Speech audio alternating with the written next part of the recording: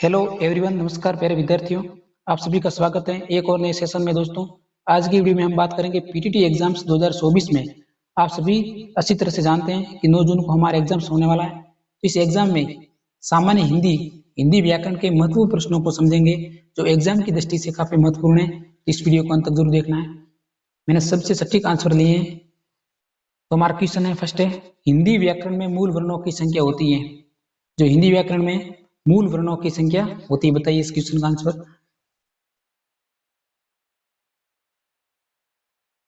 इसका जो right answer है साथियों, जो मूल वर्णों की संख्या होती है वो 44 होती है।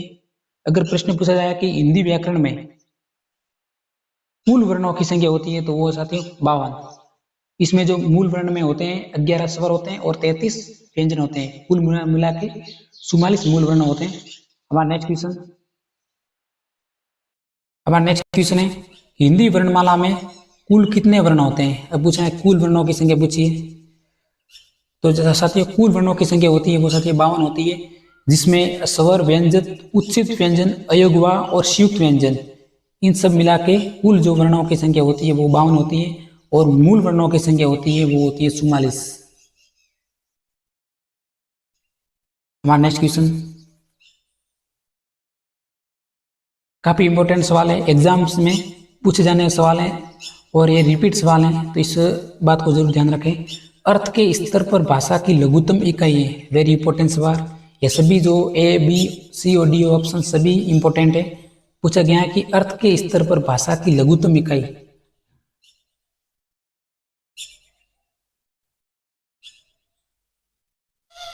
तो वो साथ ही इस क्वेश्चन का जो राइट आंसर है वो है शब्द। लिखित रूप से जो भाषा की जो सबसे छोटी इकाई होती है वो साथ ही होती है वर्ण। अगर लिखित रूप से भाषा की सबसे छोटी इकाई वो होती है वर्ण। मौखिक रूप से भाषा की जो सबसे छोटी इकाई होती है वो होती है ध्वनि, मौखिक रूप से। और भाषा की जो सबसे छोटी इकाई होती है वो होती है वर्ण, भाषा की सबसे छोटी इकाई। और अर्थ के आधार पर भाषा की जो सबसे छोटी इकाई होती है वो होती है शब्द। और भावार्थ के आधार पर भाषा की जो सबसे छोटी इकाई होती है वो होती है वाक्य। तो इन बातों को जरूर ध्यान रखें, ये एग्जाम्स में पूछे जाने वाले सवाल हैं, काफी इंपॉर्टेंट है। हमारा नेक्स्ट क्वेश्चन है काफी इंपॉर्टेंट सवाल है, संधि का सवाल है। महेंद्र में कौन सी संधि होगी। महेंद्र में आपको साथी बताइए, महेंद्र में यण, गुण संधि, दीर्घ संधि, वृद्धि संधि। तो इस साथी व्यंजन महेंद्र शब्द में संधि होगी गुण संधि। महाधन इंद्र यानी अ आ के योग में ई आए तो एक आदेश हो जाता है, तो उसे गुण संधि कहते हैं। तो आपको संधि विच्छेद करना है, महाधन इंद्र, महेंद्र, इसमें गुण संधि है। आपको संधियों से संबंधित सवाल याद करने। हमारा नेक्स्ट क्वेश्चन है इंपॉर्टेंट सवाल है, किस विकल्प में सभी कोश ध्वनियां हैं। एक होती है कोश वर्ण, एक होता है अघोष वर्ण। तो इसमें पूछा है किस विकल्प में सभी कोश वर्ण है। तो ए ऑप्शन त और द, बी क और ग, सी ऑप्शन क और ग, डी ऑप्शन स और ज। आपको बताना है कोश वर्ण। तो इस क्वेश्चन का आंसर, तो इस क्वेश्चन का जो राइट आंसर है ऑप्शन नंबर सी, ग और क, यानी सभी घोष ध्वनियां, यानी प्रत्येक वर्ग का तीसरा, चौथा और पांचवा वर्ण, यानी जैसे क, ख, ग और ग, इसमें प्रत्येक जो वर्ण होते हैं, वर्ग होते हैं, उसका जो तीसरा, चौथा और पांचवा जो वर्ण होता है वो सभी घोष ध्वनियां कहलाती है। एक होती है अघोष ध्वनियां, यानी वे वर्ण जिनके उच्चारण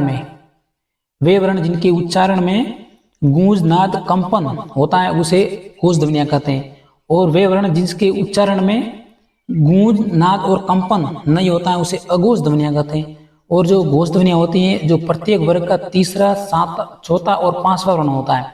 और अघोष में प्रत्येक वर्ग का पहला और दूसरा यानी फर्स्ट और दूसरा वर्ण ही अघोष ध्वनियां कहलाती हैं। ये ध्यान रखना है। क से लगाकर अक्षर तरह गे में से अगर तीसरा वर्ण, चौथा वर्ण, पांचवा वर्ण होता है तो वो घोष ध्वनियां कहलाती हैं। अगर पहला और दूसरा वर्ण क और ख अघोष ध्वनियां हैं, जबकि ग, जबकि ग घ अड़ ये अघोष ध्वनियाँ, इस बात को ध्यान रखें। आपके पीटीटी एग्जाम्स में जरूर सवाल पूछा जाएगा घोष ध्वनियाँ और अघोष ध्वनियाँ, अल्प प्राण, महाप्राण, ये ध्यान रखना है। हमारा नेक्स्ट क्वेश्चन, आपको शुद्ध वाक्य की पहचान करनी है, बहुत ही इंपॉर्टेंट सवाल है। व्याकरण की दृष्टि से निम्न में से कौन सा शुद्ध वाक्य है? शुद्ध वाक्य को पहचानना। क्या आप ये पत्र पढ़ लिए हैं? फल बच्चे को काट कर खिलाओ, ये तो साथियों देखो पढ़ने से ही गलत हो गया। ये पीटीटी एग्जाम में पिछले साल पूछा गया था। वह मेरे बाद पैदा हुआ था, वह मेरे बाद पैदा हुआ था।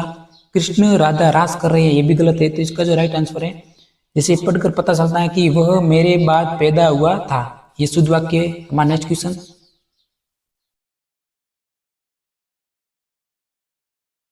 रमा सलिया में उद्देश्य है। रमा सलिया में उद्देश्य, इंपॉर्टेंट सवाल है साथियों। रमा सलिया वाक्य में उद्देश्य क्या है? तो वो है, एक होता है उद्देश्य और एक होता है विधेय। तो जो इसमें जो उद्देश्य है वो है रमा है। अगर आपको एग्जाम में पूछा जाएगा रमा सलिया में विधेय कौन सा है, तो सलिया, सलिया। ये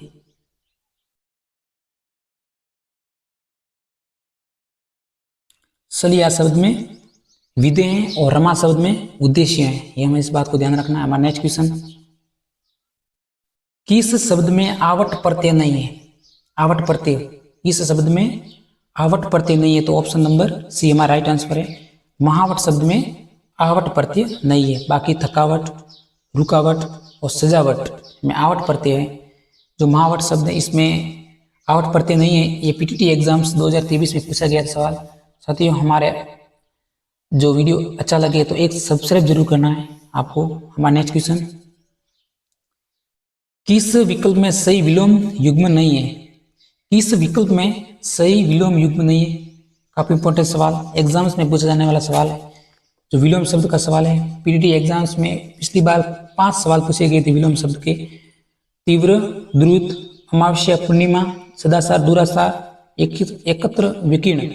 तो जो विलोम शब्द है तो इसका जो राइट आंसर है ए ऑप्शन।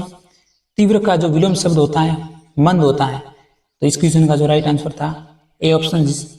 अगर हमने ए ऑप्शन भराया तो हमारा 3 नंबर मिल जाएंगे। हमारा नेक्स्ट क्वेश्चन, किस विकल्प में सभी शब्द परस्पर पर्यायवाची हैं? पीटीटी एग्जाम्स 2023 में पूछा गया सवाल था, किस विकल्प में सभी शब्द परस्पर पर्यायवाची है? तो पर्यायवाची शब्द है वो है अनुपम, अद्भुत और अनूठा, आपस में सभी पर्यायवाची शब्द हैं।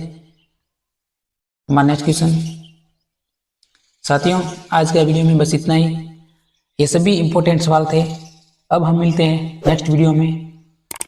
अगर हमारा वीडियो अच्छा लगा तो एक सब्सक्राइब करके जरूर जाना, क्योंकि बहुत मेहनत से ये वीडियो बनानी पड़ती है। तब तक मिलते हैं नेक्स्ट वीडियो में। जय हिंद।